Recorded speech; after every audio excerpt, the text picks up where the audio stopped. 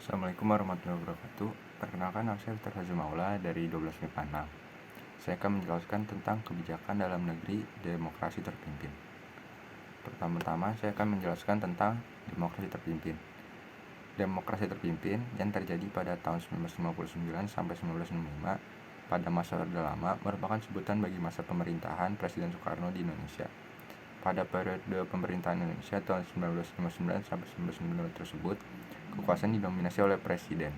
Peranan partai politik menjadi terbatas, pengaruh komunis semakin berkembang, dan peranan TNI Polri sebagai unsur sosial politik semakin luas. Dan kebijakan dalam negeri yang dilaksanakan pada periode tersebut ada 8. Yang pertama itu pembentukan MPRS, yang kedua pembentukan DPR-GR, yang ketiga pembentukan DPAS, yang keempat pemasyarakatan ajaran Nasakom, yang kelima pembentukan kabinet kerja, yang keenam pembentukan Front Nasional, yang ketujuh pembentukan Dapernas, dan yang kedelapan pembubaran Masyumi dan PSI. Pembentukan MPRS itu kepanjangan dari Majelis Permusyawaratan Rakyat Sementara, dibentuk berdasarkan Perpres nomor 2 tahun 1959. Syarat penunjukan anggota MPRS ada 3. Yang pertama, setuju kembali kepada UUD 1945, setia kepada perjuangan RI, setuju pada manifesto politik. Keanggotaan dari MPRS sendiri itu ada 61 orang anggota DPR dan 200 wakil golongan. Wakil golongan ini isinya itu dari golongan karya, utusan daerah, dan yang lain-lain. Keputusan yang dilakukan pun ada 3. Yang pertama melaksanakan manifesto politik, yang kedua pengangkatan IR Soekarno sebagai presiden seumur hidup, yang ketiga pidato presiden yang berjudul "Berdiri di atas kaki sendiri sebagai pedoman revolusi dan politik luar negeri". Selanjutnya ada pembentukan DPR-GR. Sebelum DPR-GR dibentuk, itu ada pembubaran DPR yang sebelumnya. Dibubarkan karena penolakan DPR terhadap RAPBN tahun 1960 yang diajukan oleh pemerintah, sehingga pemerintah membubarkan DPR. Terus diganti dengan DPR-GR. DPR-GR itu anggotanya ditunjuk oleh presiden.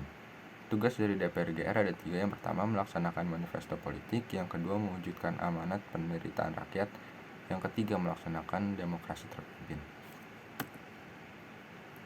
Selanjutnya ada pembentukan DPAS. DPAS adalah singkatan dari Dewan Pertimbangan Agung Sementara.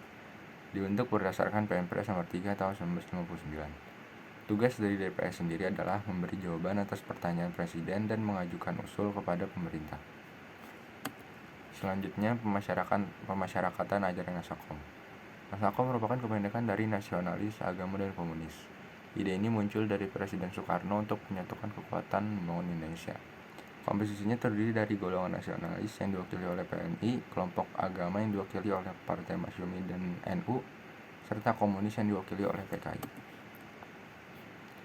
Selanjutnya pembentukan kabinet kerja. Kabinet kerja ini sebenarnya ada banyak, cuman ada program kabinet kerja yang paling terkenal itu ada TRIP program. Yang pertama itu isinya mencukupi kebutuhan sandang pangan, menciptakan keamanan negara, dan mengembalikan Irian Barat. Selanjutnya ada pembentukan Front Nasional. Front Nasional dibentuk berdasarkan Perpres nomor 13 tahun 1999. Tugasnya yaitu menyelesaikan revolusi nasional, yang kedua melaksanakan pembangunan, yang ketiga mengembalikan Irian Barat.